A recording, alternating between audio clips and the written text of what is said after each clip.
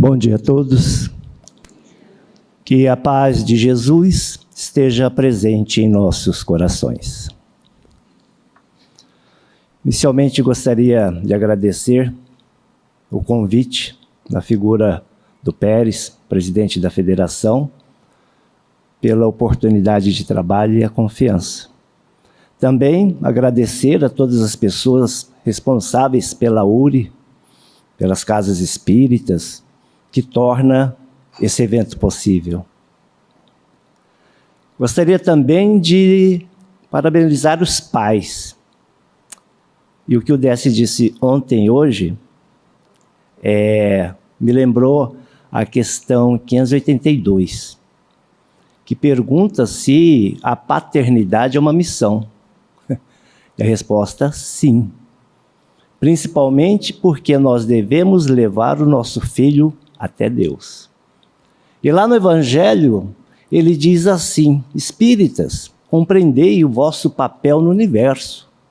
Compreendei que quando fazes um corpo, a alma que vem de Deus. E um dia terá que prestar contas, porque a sua maior missão é aproximar essa alma de Deus. E aí, as pessoas da infância, juventude, né, eu acho que deve passar por isso. Várias vezes, quando eu comento isso com os pais em centros espíritas, sempre vem um pai falando assim: Cleides, eu tentei trazer meu filho para evangelização, isso, tal, mas ele não quis. Será que eu sou responsável disso? Falei: você não está entendendo. Espera aí. A missão do pai é levar o filho até Deus. Ele não falou religião. É moral. É valores. Tem nada a ver com religião. São as atitudes. É isso que a gente está falando desde ontem, desde sexta. E eu vou dar um depoimento que, numa pós-graduação, meu orientador, ele era materialista, físico materialista, e gostava de falar isso. Porém, em questão de valores morais, conheci poucos como ele. E tive uma grande lição quando, no laboratório, a gente usa muitos programas, né? A gente estava reunido, falou: tem que ter esse programa, tal. E um jovem lá falou assim: não, eu consigo.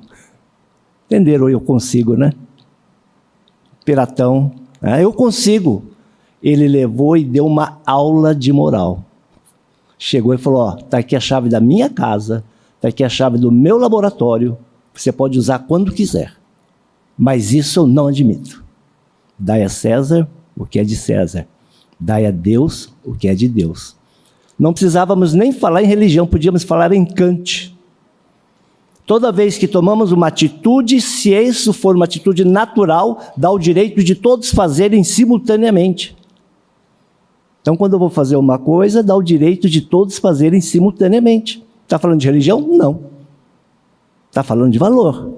Agora, se no caso desse programa que o colega ia conseguir, se todos fizessem isso, não existia programa. Valores. Parabéns para os pais. Eu estava lembrando disso, Décio. Então, eu tenho que comentar, até porque talvez seja uma situação que muitos passam nas casas espíritas. Religião, como diz Emmanuel, é uma obra divina que aproxima o homem do seu Criador, mas, porém, são tais como as gotas do orvalho, que ao serem criadas são puras, mas quando descem já estão contaminadas pela psicosfera terrena. Lá em cima, ela é pura, aqui toda contaminada. Vamos falar então desse tema bem interessante. Quando eu falei, muita gente falou assim: do tema eu não entendi. Então eu vou começar explicando o tema, né? As paixões da alma, de a Kardec, o céu e o inferno e a travessia da consciência. Por que as paixões da alma?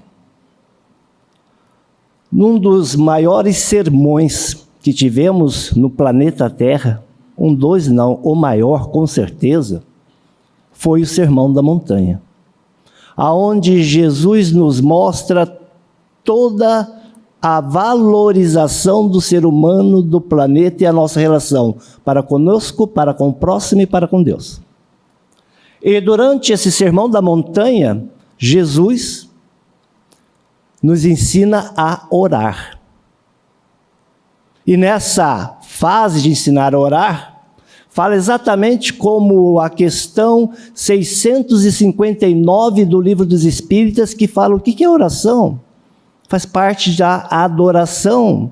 Você tem que pensar em Deus, se aproximar dele, conversar com ele. E passa por exatamente 3 etapas: agradecer, louvar e pedir. Toda oração passa por essas 3 etapas. E aí ele começa: Pai nosso que estais nos céus. E essa oração que Jesus nos ensinou, Pai nosso que estais nos céus, rompeu os desertos, florestas, rompeu oceanos, rompeu impérios e chegou até nós. Certamente nesse momento deve ter alguém no planeta dizendo: Pai nosso que estais no céu. É uma oração universal e do Sermão da Montanha talvez quase ninguém lembre. Mas repetem exatamente esse trecho. E num dos momentos em que ele faz o pedido, que faz parte também, louvar, agradecer e pedir, ele nos fala o seguinte: não nos deixeis cair em tentação. Sabia Jesus que todos nós trazemos dentro de nós forças, energias, potencialidades que podem ser utilizadas para criar asas, para alcançar mundos melhores, ou criar algemas. Não nos deixeis cair em tentação, foi um ensinamento de Cristo para todos nós.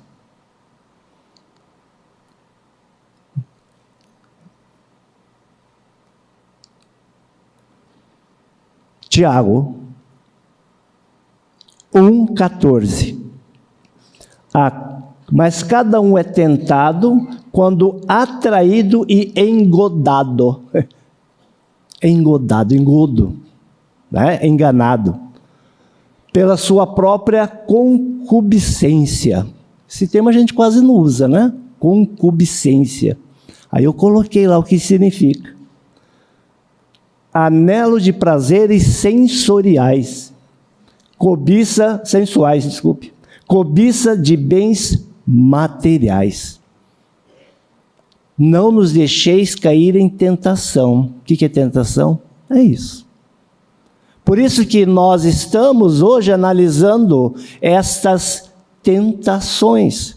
Porque Kardec vai afirmar lá no livro Céu e Inferno que as paixões são como brasas, que elas podem se transformar em luz ou em chama nos queimar. E essa transformação é nossa. Nós estamos com um problema muito grande, porém. Quantos anos do livro Céu e Inferno? 160 anos. Esse físico diz o seguinte, que um paradigma não é percebido como revolucionário enquanto ainda está dentro dele. O que são 160 anos para a história da humanidade? Nada. Nada. Vamos perceber que essa é uma grande obra filosófica de valores morais. Daqui talvez alguns anos, 500 anos, vai fazer um marco. Como estamos imersos nisso, não percebemos. E o pior, não valorizamos. Porque eu vou fazer uma pergunta bem simples que eu me faço várias vezes. Como estariam os meus valores, como estariam as minhas atitudes se não existisse o Espiritismo? Você já pensou nisso? Porque se nós estamos aqui hoje reunidos, é porque nós não acreditamos no céu e no inferno. Nós não acreditamos no castigo divino. Nós não acreditamos no batismo que salva. não acreditamos que Jesus deu a vida para salvar a humanidade. Ele é nosso modelo e guia. E se nós não acreditarmos em tudo isso, quais seriam os valores que nós teríamos hoje? Como nós estaríamos tratando nossa família, nossa esposa, nossos pais na sociedade? Porque o canto da sereia chega. E quando chega o canto da sereia, se nós não temos padrões morais cristãos ou éticos, nós podemos nos perder. Como nós estamos no meio disso tudo, talvez não damos a importância. Portanto, vamos trabalhar para mostrar hoje o porquê que Allan Kardec, com esse livro, faz uma mudança de paradigmas. Por que pegamos Descartes? Porque para você entender a obra como romper paradigmas, eu tenho que colocar ela na sua época, no seu contexto.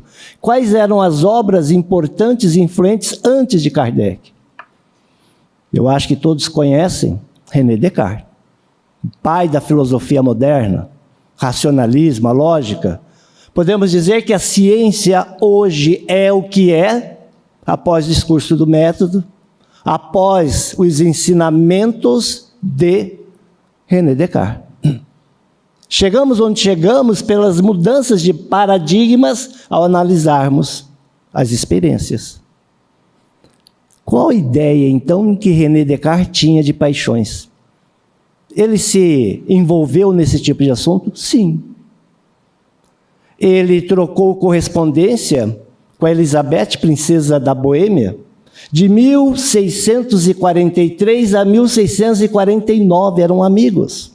E dessas cartas virou o último livro da sua vida, falando a respeito da vida e das paixões. Recebeu o nome, esse livro, de Tratado das Paixões ou As Paixões da Alma.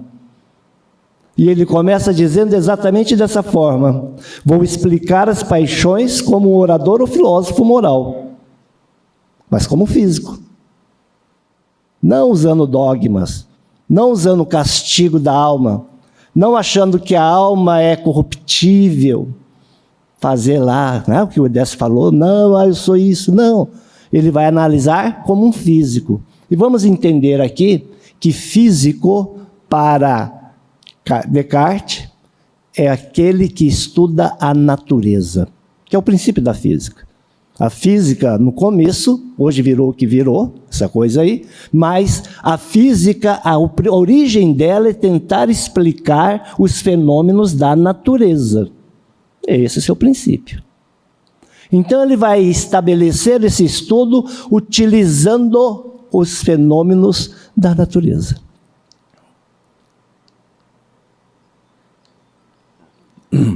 Primeiro vamos saber o que é paixão, né? Que se eu tivesse aqui com grupos de adolescentes, né? Todo mundo apaixonado, né? Todo mundo...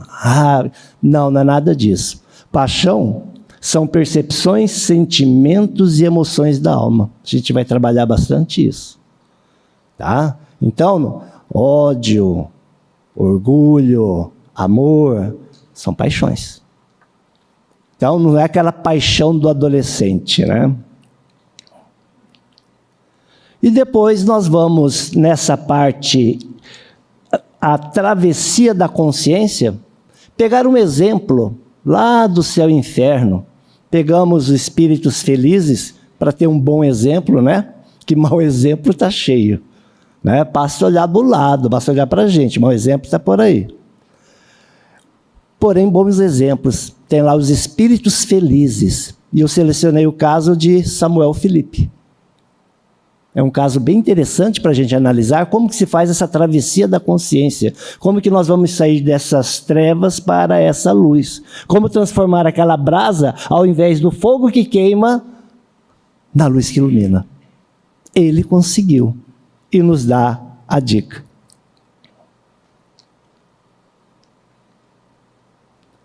Dizem que foi Schopenhauer, há dúvidas, mas que cada mudança de paradigma passa necessariamente por 3 situações.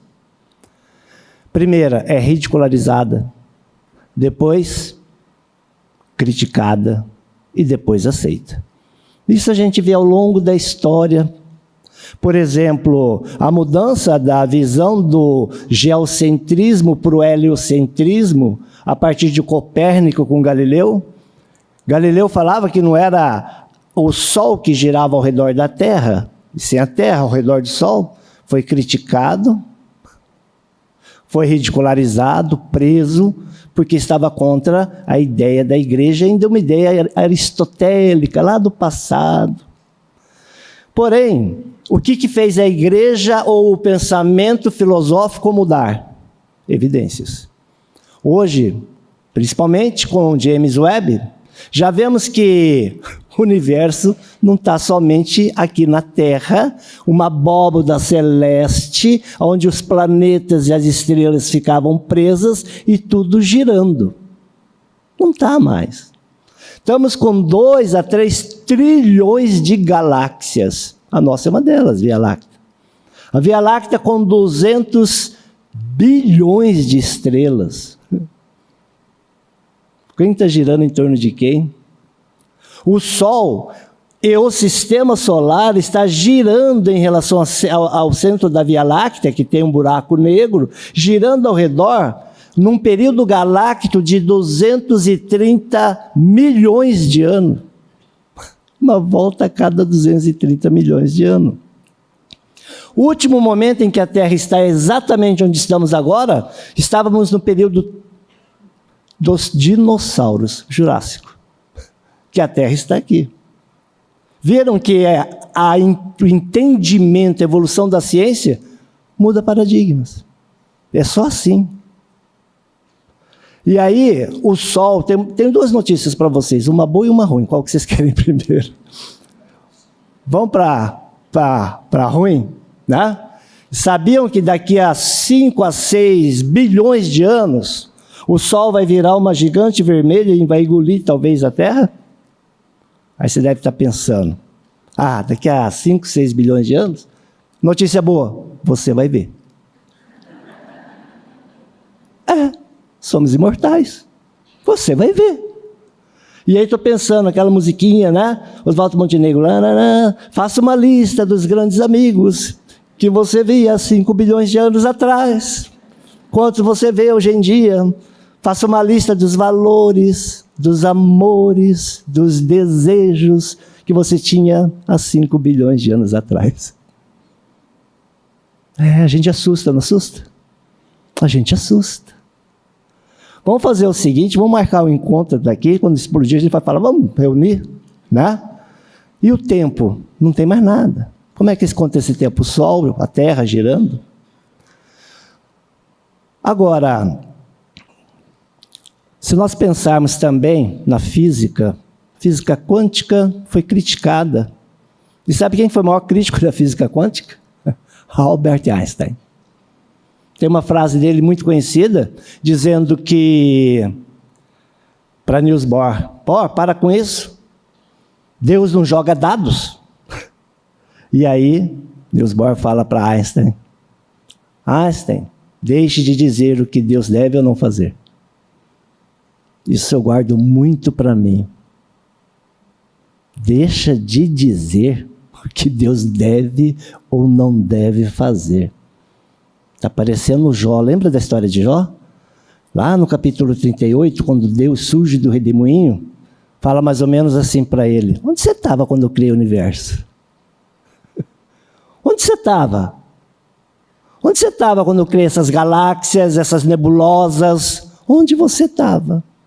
Einstein, ou Cleidson, deixe de dizer o que Deus deva ou não fazer. Estamos imersos nessas leis naturais.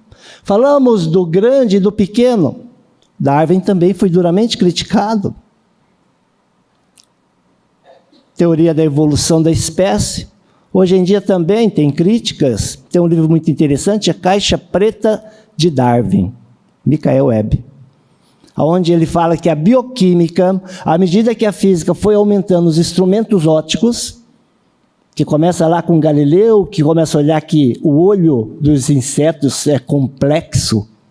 Já viram o olho dos insetos? É muito complexo. Onde ele começa a mostrar que depois da microscopia óptica, vieram a eletrônica, através de elétrons, cristalografia de raio-x, ressonância magnética, e hoje em dia consegue olhar coisas mínimas dentro das células. E sabe o que eles ficam impressionantes? Que existem flagelos. Flagelos são como se fossem pelos, que ora tem movimentos circulares, ora sim, ora funciona como se fosse aquelas canoas em Olimpíadas, fazendo assim para esse movimento. E sabe de que são feitos esses motores? De proteína. Quanto mais a evolução científica chega, menos nós conseguimos entender o funcionamento. Caixa preta de Darwin. Portanto, o que vai mudar a cabeça das pessoas é a evolução científica. Não são os fenômenos. Tanto é que Emmanuel, lá no livro Nos Domínios da Mediunidade, ele deixa muito claro, lá na introdução, físicos, químicos, geômetras são os verdadeiros sacerdotes do espírito, porque eles são os investigadores da verdade e vão chegar nos laboratórios que são templo do espírito na realidade espiritual. Ele afirma, daqui a pouquinho chega. E lá no livro Agonia das Religiões e no Centro Espírita, Herculano Pires faz um questionamento para a gente. E quando chegarem nisso, como é que estão os centros espíritas para receber essa turba que vai chegar querendo explicações? Como é que estarão? Questiona ele, será que estaremos preparados ou será que não somos nós que estamos atrasando, porque ainda não estamos preparados para todas essas pessoas que chegarão batendo na nossa porta?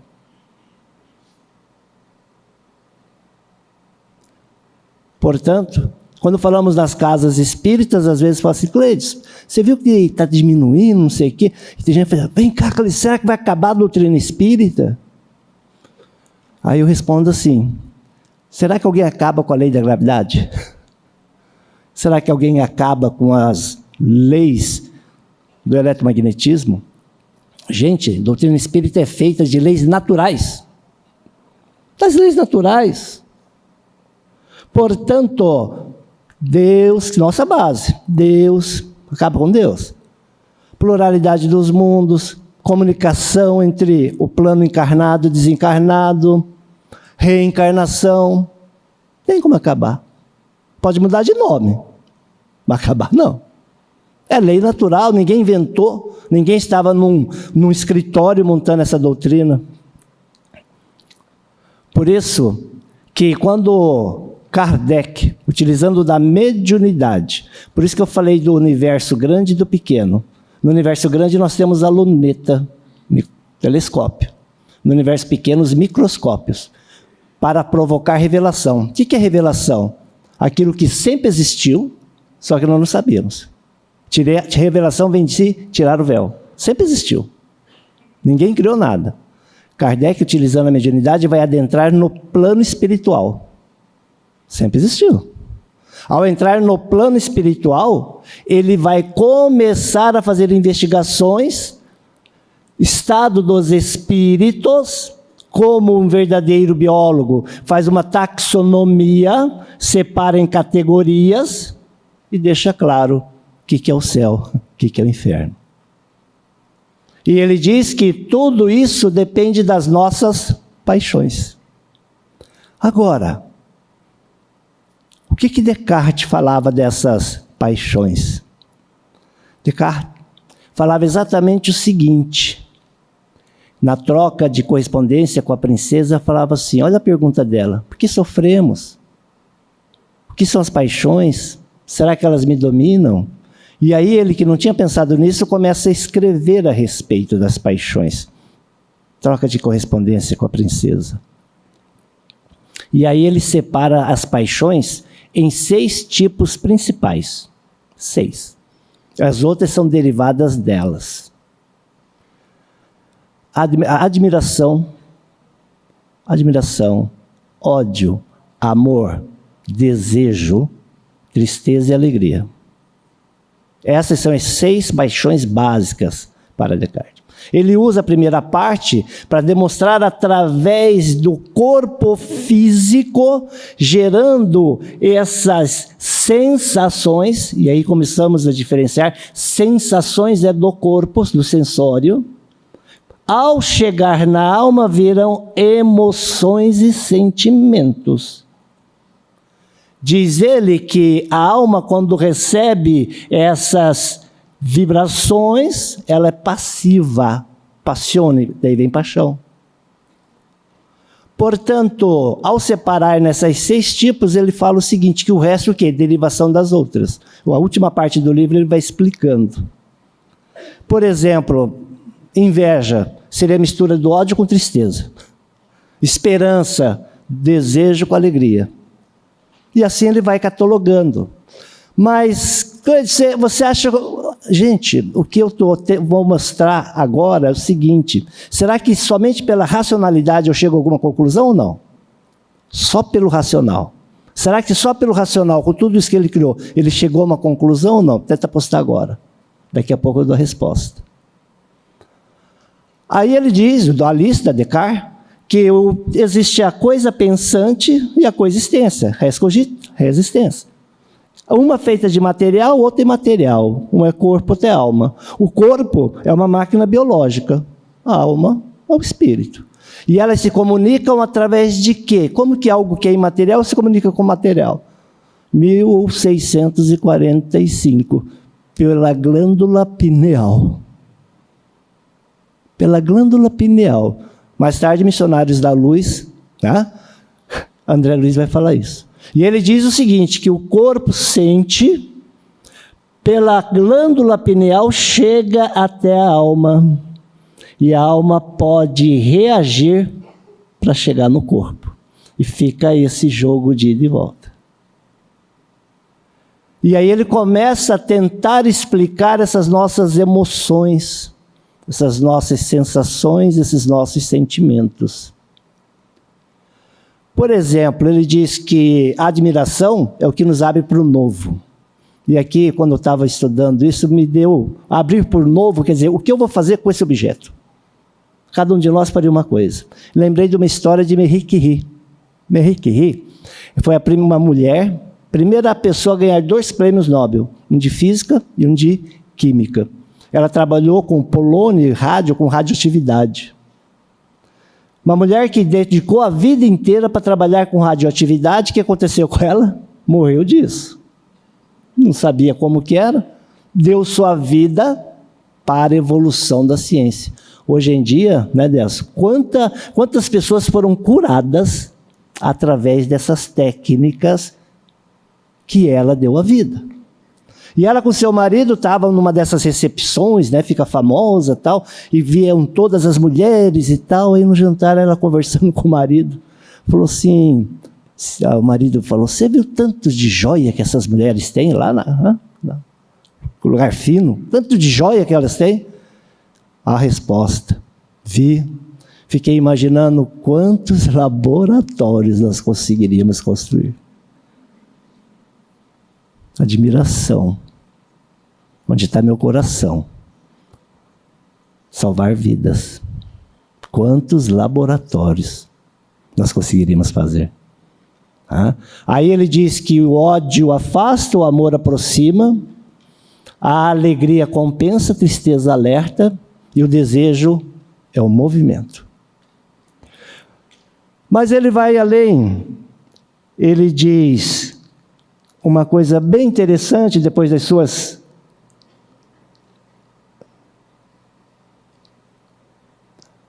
A maior de todas as virtudes é a generosidade, pois ela é que permite a alma dominar suas paixões. Só que generosidade, para Descartes, não é dar coisas. Eu sou generoso. Não, não é isso. O que seria generosidade para Descartes? Consistência da própria força moral. Capacidade de agir com retidão, mesmo quando o impulso da paixão grita ao contrário. É uma forma de amor próprio. Amor próprio, eu me amo. Isso que eu estou fazendo é bom para mim? Uma força moral. Será que nós resistiríamos a essa pergunta? Eu me amo, eu me quero bem, tudo que eu estou fazendo é para isso? Será que 100% de nós responderíamos sim? Então está faltando generosidade, está faltando força moral para nós provocarmos essa transformação, que foi que a generosidade é que muda. Vamos entender mais essa generosidade também? Deixa eu voltar. É uma disposição interna da alma que nasce do reconhecimento da liberdade e da responsabilidade. Eu sou livre para fazer qualquer coisa. Essa generosidade, eu tenho que entender isso. Mas eu tenho que ter o quê? Responsabilidade. Quando falo em liberdade, gente, a gente lembra de livre-arbítrio, e é impossível não falar uma coisa que toda vez vem na minha cabeça. Cego de Jericó. Cego de Jericó faz um rolo, não sei se vocês lembram, grita, vai, pá, para falar com Jesus. Aí quando chega na frente de Jesus, Jesus que conhece com certeza todas as suas necessidades, o que Jesus pergunta para ele? O que queres que eu te faça? Maior exemplo de respeito ao livre-arbítrio. O que você quer? Eu sei o que você quer. E às vezes a gente fica entrando no livre-arbítrio dos outros. Eu sei o que você quer, mas você quer? Eu sei o que você quer. Você quer? E responsabilidade própria. Consciência moral. Capacidade de reagir. Gente, você está lembrando alguma coisa do Livro dos Espíritos? Está lembrando? Para quem não lembra, eu vou mostrar. Questão 909. Só muda a generosidade por vontade. Só isso. A resposta é igualzinha. Eu posso ficar livre e vencer qualquer mais inclinação? Sim. Morro de vergonha de ler isso. Morro de vergonha. Toda vez que eu leio, me dá um... Eu posso ficar livre se eu quiser, se eu estou vendo que está fazendo mal para mim, se eu estou vendo que o meu amor próprio não está me satisfazendo, sei que está errado. Sim. Fazendo esforço insignificante. Insignificante. Né? Esforço, não é dessa, acordar cedo, não é insignificante. E aí ele diz, o que lhe falta é vontade. O que lhe falta é vontade. Portanto, através de todas as suas pesquisas, você viu que praticamente Descartes chegou à mesma conclusão que nós temos dessas leis. Você tem que querer transformar, saber transformar e ter vontade para transformar. Ver o que está te fazendo bem e o que está te fazendo mal. Ver o que é passageiro e ver o que é eterno. Ver o que é virtude e ver o que é vício. Simples assim. Então, primeira parte. Vocês concordam comigo que Descartes, vamos carimbar, que nem aquele, chegou. Com a razão? Com a razão. Com a lógica? Com a lógica. Eu não estou falando em religião nem nada, hein? Descartes. Será que ele chegou em tudo? Olha uma pergunta da princesa.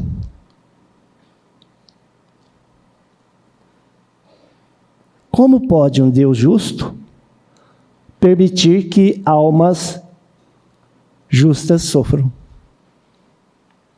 Ela entendeu, então, o que era essa paixão. Ela entendeu como lidar com elas. Ela entendeu como trabalhar. Mas ela fala, ainda tem uma dúvida. Por que o justo sofre? Sabe essa pergunta, sabe qual que é? É aquela quando a gente faz assim. Por que comigo? Você já se fez? Por que comigo? Por que eu? E aí a gente tem que pensar, é só comigo? Por que comigo? É só comigo? Por que eu? Por que não eu?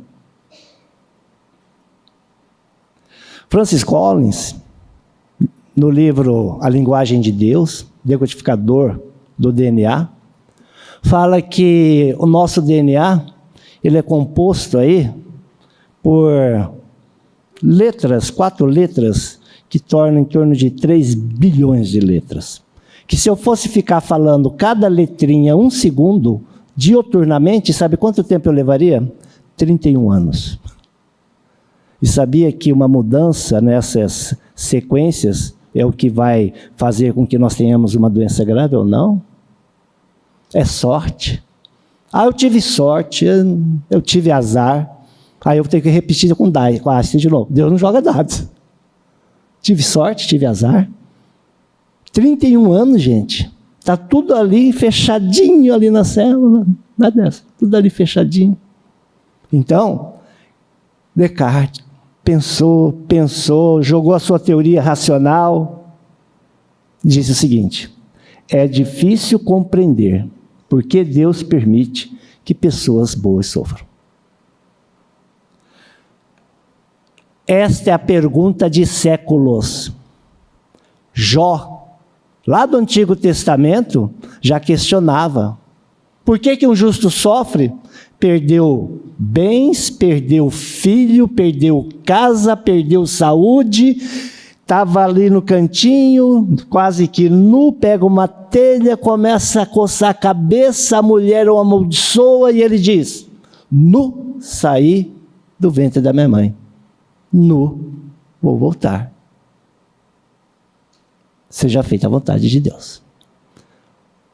Veja, a questão de Jó, do sofrimento do justo, ainda está lá no tempo de Descartes. Como é que responde isso? Ele diz: não sei. Então a razão aí, lógica aí, parou. 200 anos depois, um francês, usando a mesma metodologia, o mesmo método, utilizando a experimentação, o laboratório da mediunidade, começa a entender. Por que Descartes não conseguia? Porque, lembra, corpo, alma, e o que tinha entre elas? Glândula pineal, do corpo para a alma, da alma para o corpo. Kardec corta esse cordão umbilical. Tira a alma do corpo. Faz o parto. E aí ele mostra que essa alma tinha um passado, que essa alma terá um futuro. E aí começam as explicações que o sofrimento não é castigo, não é punição, é simplesmente acertos com a lei divina. O que Descartes não conseguia explicar, porque ele estava sempre falando da matéria, o que a gente tem aqui. Enquanto a gente está aqui, tem que ter o quê? Vontade. Para prepararmos um lugar melhor para o futuro. Uma vez que o passado já está no passado, já está no comprometimento.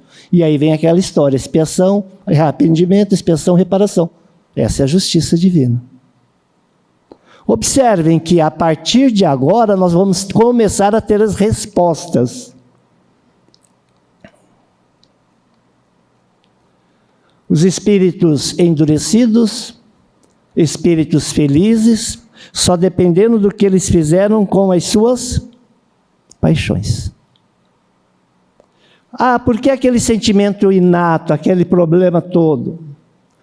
No início da evolução, o instinto era para a sobrevivência. Nós corrompemos ele. Transformamos sensações em sentimentos. E sentimento, vindo do corpo, engodo. E aí a alma se perde da sua rota quando ele elege o corpo no seu guia.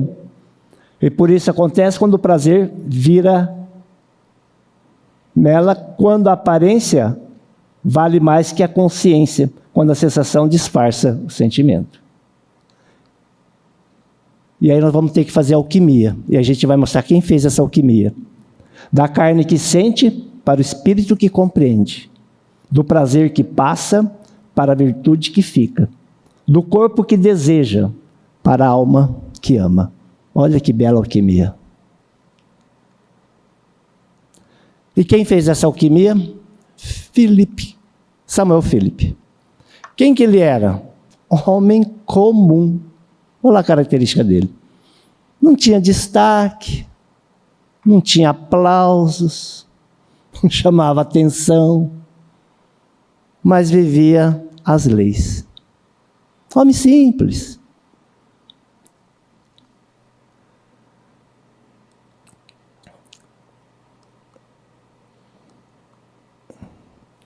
E aí escolhemos algumas frases para a gente discutir aqui. 3 só. E vós que fizeste sofrer, eu vos agradeço. Vós que fizeste sofrer, eu vos agradeço. Ah? Lembra da história do Arthur Valadares ontem com Jesus? Então vamos lembrar. Fizeram o que com Jesus? Bateram, coroa. O que ele disse? Senhor, os perdoa. E aqui vem uma coisa bem interessante. Lembra de Descartes? Corpo, pineal, espírito. Vem do corpo para o espírito, do espírito para o corpo. Estão me acompanhando? Isso é importante. Do corpo para o espírito, do espírito para o corpo. Jesus foi agredido no corpo. O que ele disse? Perdoa. Vem para a sua ideia. Eles não sabem o que fazem. E depois ele age no bem. Então vamos entender? No corpo, perdão, indulgência, benevolência. Está caindo a ficha? Quando agem para comigo, o universo, perdão. Refletindo o que o universo fez comigo, indulgência. Ele não sabe o que faz. Ele não sabe o que faz. Tá? Estevão, Senhor, não lhes impute esse pecado. Eles não sabem o que fazem. Ele não sabe, ele é ignorante, ele não sabe. Indulgência. Agindo no mundo, benevolência. O que é isso? Questão 886. Por que será que a caridade tinha que ter 3 virtudes para caracterizar uma? Por que 3 virtudes? Porque é a relação que nós temos. Recebemos, pensamos e agimos. Por isso que a caridade, na visão de Jesus, é como eu recebo, como eu penso e como estou agindo. Por isso que precisávamos de 3. Eu recebo, eu penso, eu estou agindo.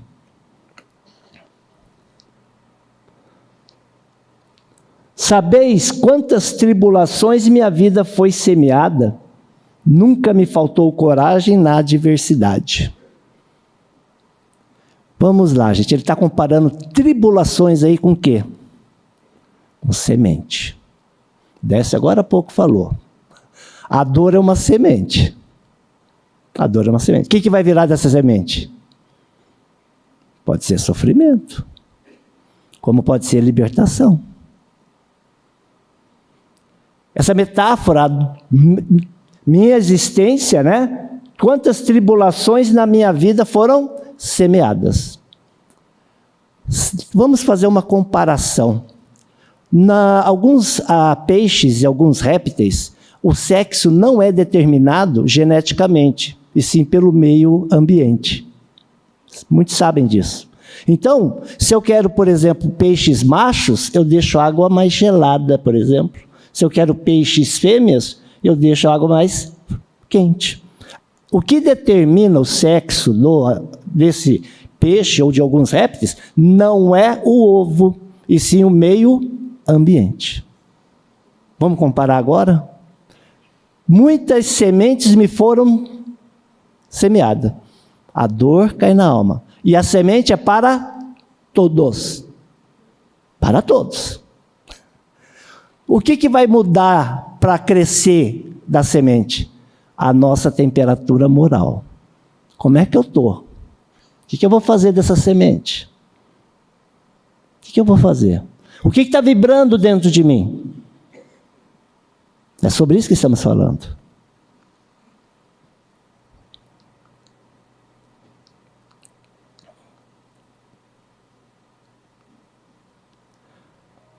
Então vai depender do meio ambiente. O mesmo ocorre com as paixões humanas. A semente da dor cai igualmente para todos. Mas no solo da revolta, germina ódio, amargura e desânimo. No solo quente, no clima gélido da indiferença, brota o egoísmo, a apatia. Porém, Quando a alma mantém o calor da fé, o que é necessário para a semente crescer? Água, luz e calor. Porém, quando a alma mantém o calor da fé, a luz da esperança e a umidade da caridade, a semente floresce em virtude, resiliência, amor e paz. Coisa linda. Coisa linda, quer dizer que a semente está vindo para todos nós, e o clima que eu faço da minha psicosfera, da minha revolta, da minha fé ou do meu amor é que vai determinar o resultado dessas sementes. Não depende da semente, nunca dependeu. A própria parábola do semeador, a semente caiu em vários terrenos. Todos cresceram? Não. Porque nunca dependeu da semente. Sempre dependeu do local em que ela foi inserida. E não tem outro jeito de nós transformarmos se não nos transformarmos. Ontem o Décio falou de Viktor Frankl. Eu gosto muito de uma citação que ele faz. Ele diz assim: se você está vivenciando uma situação e ela é boa, aproveite. O que é isso? Sei lá, tomar um cafezinho com pão de queijo com teu pai, com a tua mãe, ir lá visitar teu pai hoje, né? Quem tem, ir lá com teu irmão. Se a coisa está boa, aproveite. Às vezes a gente está lá na coisa boa reclamando. Como é que está a semente? Como é que está a semente? O que eu estou irrigando ela? Reclamando. Virando. Não vai, gente, não vai. Depois, não é a semente, é a gente. E aí ele diz o seguinte: se as condições não estiverem boas, transforme-a. Aí sim, é o desafio. Aí a superação. Né? Vamos lá. Se a coisa não está boa, transforme-a. Mas eu pergunto, irmãos, todas as dores que nós tivemos, ou ainda teremos, será que a gente vai poder transformar? Será que todas? Tem coisas que sim. E essas coisas nós temos que lutar e transformar. Tem coisas que sim, com certeza. Tem coisas que a gente muda. Você já passou por uma dor que não conseguiu mudar, que não conseguiria mudar? Já passou? Dor da alma. Porque a dor física a gente toma um remedinho, né? Dor da alma é aquela que você dorme e acorda e suspira. E aí ele diz, sabe o quê? Viktor Frankl. Se você não conseguir transformar, transforme-se. Significa que nós estamos num nível que devemos mudar a nossa visão de universo, devemos transformar algo dentro de nós para podermos suportar aquela situação que até então parecia insuportável. E com certeza, se estamos a passar por isso, existe uma pleiade de espíritos que estão ao nosso redor, torcendo. Transforme-se, mude, busque um novo sentido. Não estamos passando por isso de graça, senão não teríamos como passar. Transforme-se.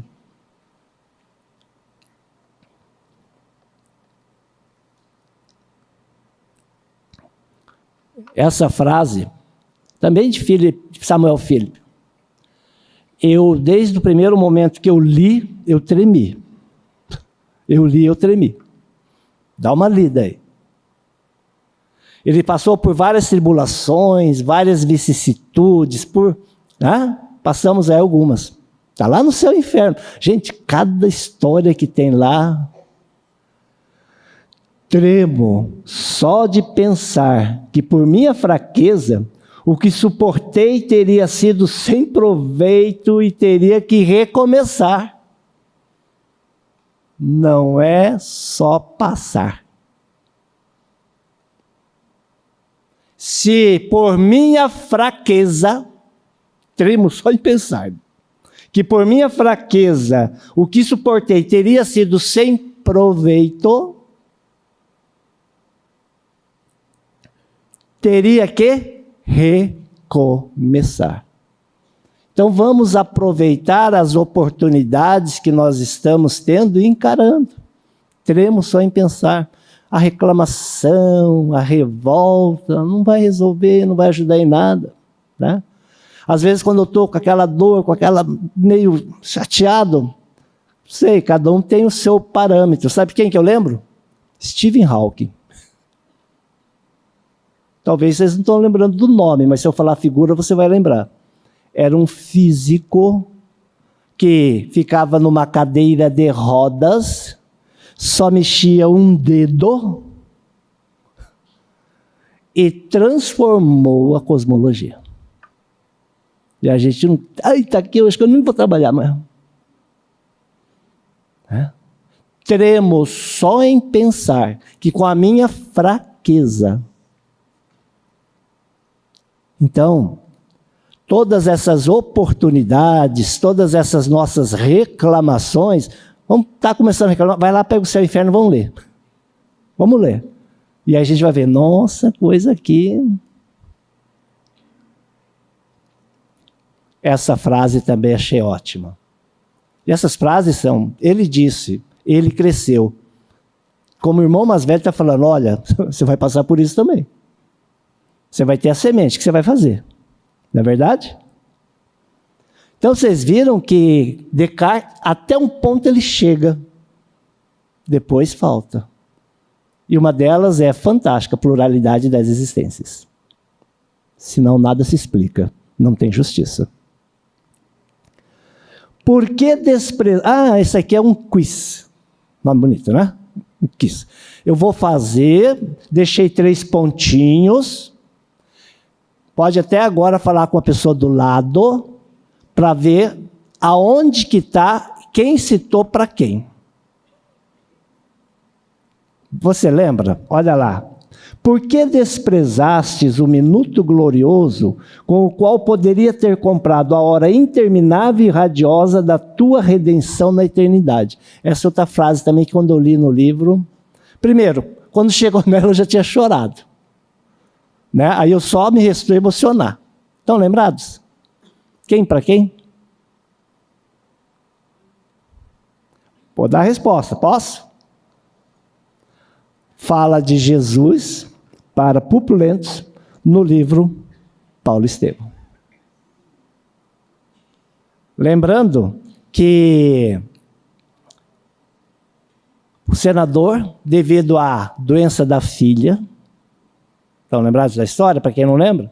A mãe, a esposa, que já estava, né, interessada com o cristianismo, sabendo que Jesus transforma, ela pediu para o senador ir. Ele só foi porque era filha. E aí eu acho interessante filho. Né? Dia dos pais aqui, a gente tem que pensar. Os filhos, muitas vezes eles vêm para quebrar nosso orgulho. Não é verdade? Para quebrar nosso orgulho.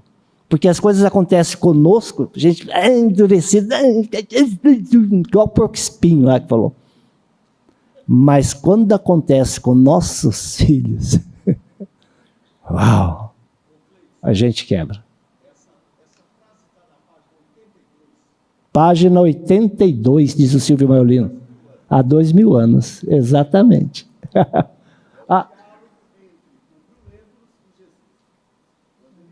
Há 2000 anos, tá certo, Silvio. Obrigado. Há 2000 anos. A referência ali eu acho que eu troquei. Porque o encontro vem depois do encontro do senador com Jesus lá no mar de Tiberíades. Né? Aí ele vê Jesus, cai, fica prostrado, cai, vê a grandeza de Jesus, e Jesus diz, vai salvar tua filha, mas não é por causa de você, não. É por causa da fé da sua esposa. Por causa da fé da sua esposa. E aí, ele volta para casa, pensando que ele era feiticeiro, porque ele ficou perdido. E aí fica sabendo que a filha foi curada. E aí arrogância e orgulho, o que ele diz? tiveram os melhores médicos, tiveram os melhores remédios, né? Esse cara não. Naquele momento ele poderia ter se transformado. Mais tarde, aparece Jesus e diz para ele isso. Eu queria chamar bem a atenção. Obrigado, Silvio Marolino, né? No livro há 2000 anos. Por que desprezastes o minuto glorioso? E aí eu pergunto para todos nós, quantos minutos gloriosos, quantas oportunidades gloriosas nós temos e perdemos? Daquele momento que, através daquele momento, nós poderíamos sofrer as transformações. Poderíamos ter a informação. E aí vem o diálogo, né? Poderias ter me aceito hoje, naquele minuto. Vai ter que perder tempos e tempos. E a gente fica sofrendo às vezes porque quer. O caminho está aí. As oportunidades que nós temos, às vezes, como vamos a uma casa espírita, às vezes assistir uma palestra. Vou contar uma situação, até o Décio sabe, já falei para ele.